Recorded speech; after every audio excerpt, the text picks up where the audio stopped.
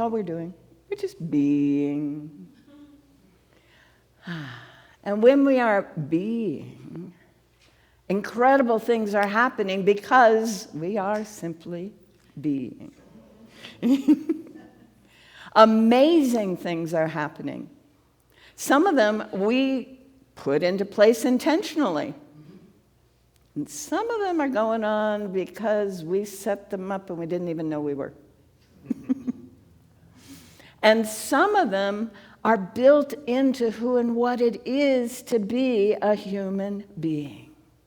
Amazing things are happening to us, for us, around us, through us, as us, and for all that is. Simply because we are being who we are. So let's all take a breath and just acknowledge and feel that oneness that is being us now.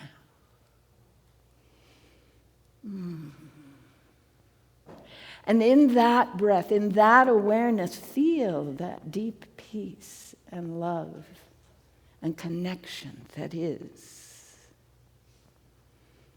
And I want you to know you just created the next step in the new world. Just that. In case you didn't think you were creative, all right? How many of you were told you're not really creative? Right? How many of you know that you're a creative being creating all the time? Oh, I love it. I love it. Yes, because as Thomas Troward, one of the founders of this movement, a judge who grew up in India and spent his life as a magistrate, a British magistrate, he said, if we really were to look at who and what this beingness that we call God is, we would call it the creative process. And he actually wrote a book. He called it The Creative Process in the Individual. When we're aligned with that creative process, there's only one thing that can happen because that creative process only knows one thing, and that is the full development, a full capacity of good for all beings everywhere. And that's who and what we are. Can you be that? We did this class yesterday. Thank you, Karen. It was thriving regardless of the economic news.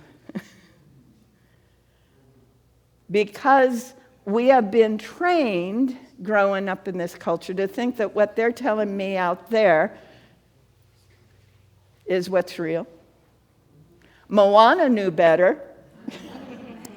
That's why she sang that song, right? No one out there knows. They cannot. Because who we are is a totally unique expression of this infinite creative process. And there's no way anyone out there can tell me what my uniqueness is. They can give me a little glimmer. In fact, you all are giving me a big glimmer right now. Because when I look out into the world, I'm being shown what I am creating. Uh-oh.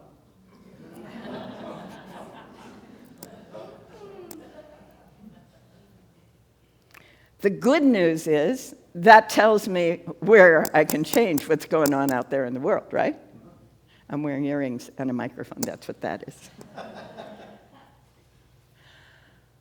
What is going on out there is the creative process working through the unique being that I am being and showing me, oh, that's what I've been being. Oh, boy. Well, I'd rather have that. I think I'll start being that. Yeah. So we come to places like this to remind ourselves that we can choose and be and experience a world that is what the infinite creative process is actually creating. instead of what our training, our culture, our news, our media, whoever it is out there that's been telling me and can't know what it is. Yesterday we focused on economics. I guarantee you, if you've been told by an economist what's going on, they're wrong. We did a little bit of why yesterday. But that's true in almost every sector of the world's culture today. That if someone out there is telling me what is happening out there, it's not real. How do I know that? Because what we can perceive with our five senses is always an appearance based on our pre-existing mental framework, not what is actually being brought forth by the creative process in the all that is. So someone gives me a report of something going on somewhere on the planet, and I go, oh, you poor thing, your filters are pretty nasty right now, but whoops. Oh dear, I just heard that. I better clean my own filters. And that's part of what that idea of remove the log in your own eye when you're seeing something else's. There is something in me that is causing me to see that, and that something is usually something I was taught or accepted or decided when I was that high. And I keep seeing reinforcements of that. We see what we believe. So if I'm seeing stuff that doesn't work, what do I want to do? Change the beliefs, right? Right. We're letting go old ideas, releasing, dissolving those ideas that do not show up as this world that we know must be real because it's all that really exists. Yes. I'm glad you understand that. Yes. Now we get to live it. Because we got it intellectually. But on a day-by-day, moment-by-moment basis, it's really easy to get caught up in, oh, those animals, they woke me up too early. Right? All right? Or whatever it is. Right? It's really easy because the senses demand our attention to think that what our senses are telling us or someone else's senses are telling them, and now we're sensing them telling us. Right? It's really easy to think that's what's real, but it isn't. And how many times have we said, but really this is happening? I know this is what should be happening, but really this is happening. No. What ideally is for the benefit of all beings is what's really happening. This is an appearance based on old beliefs. All right? The old beliefs, some of the things that we have been trained to believe, is that human beings are competitive. Guess what? You're wrong. We've been trained to believe that all life forms are competitive. No.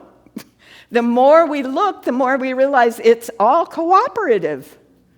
Everything is supporting everything else's well-being. So somebody out there had an idea based on their five senses, and they convinced everyone else to go along with that, and then set up social structures that reinforce that.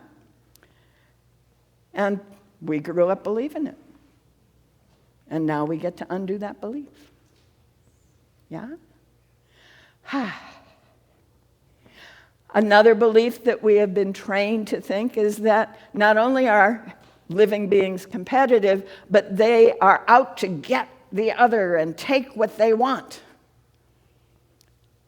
And as I often say, when I first started studying anthropology, there were 4,000 living cultures on the planet.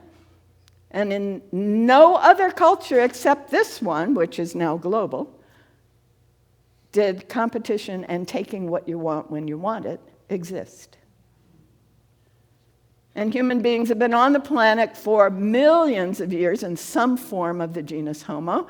And during all of that time, cooperation and mutual support and giving and exchanging was and has been the norm. That's what human beings do. Why? Because we are the infinite creative process in expression, unless we've been trained to think we have to do this other thing instead. But then we're still the creative process in expression, creating that. Ew. I created that? Yuck. All right, time to rewire the brain. Time to fill my mind and my thoughts and my songs and my dreams and my readings and my TV and my movies and my YouTubes and my internet time with support for the beingness of the creative process for the good of all of us. Yes. Now, when people are just starting to get into this way of thinking, one of the things that those of us who've been in it for a little while encourage is what we call a media fast. Oh, but how will I know what's going on in the world? Most of us don't need to know what's going on the other side of the planet, right? It's not affecting us in any way. But more than that, I always know what I need to know in the moment I need to know it, because that infinite creative process is infinite wisdom and intelligence, and I'm part of it. I cannot be separated from it. Periodically, people look at this body, this person that's been studying all this stuff all these years, and they say, "You know a lot." And I go, "So do you." You do. You know everything you could ever possibly need for any given moment, because the creative process that we are is constantly creating exactly what we need for this moment. All we have to do is open ourselves to it. And so we take that deep breath and we allow ourselves to be. And in the being, the knowing is. In the being, the creating is. In the being, the discovering what I have been creating and what I could be creating is beginning to emerge. Woo! It is so cool. I don't have to figure it out. I don't have to make it happen. I go into the being. And I discover, oh my goodness, look, I could go here. Wow. And look what it becomes. Wow. Yes? Now, one of the things that happens when we start living this way is we start feeling and seeing little things that are pointers, right? Now, I'm visual and kinesthetic, so I tend to see. I'm not auditory, so I don't usually hear, but I tend to see or feel, right? So I'm going down the street, whether I'm walking or driving or whatever, and I go, okay, what's next? And I get the sense, okay, go over here, take this way to get there, right? And invariably, this way avoids something I don't want to see, but it also gives me an experience that opens me up to further good in my world, right? So coming over here this last time, I had several options about how I would get over here, and I got an absolutely clear, you're going through the Alsea River Valley. And I got to see that whole beautiful, it's Highway 34 for those of you thinking maps.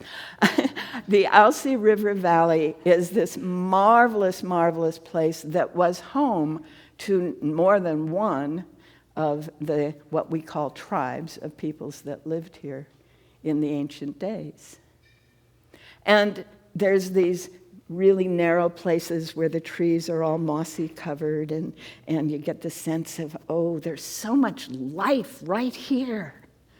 And you could spend days just in 1 acre, right? Because there's so much. The stream and the rocks and the trees, it's just glorious. And then you come around the corner and it's this vast, expansive valley, and the hills are over there, and there's all these animals taking advantage of the space, and it's like, oh, look what wonders we have created, right? If I had gone the other ways, and there are many ways that I do leave the coast to come over to here or anywhere else, I would have not been able to be in that loving, life-filled experience to prepare me for being here. I would have experienced something else entirely, which had to do a lot with traffic.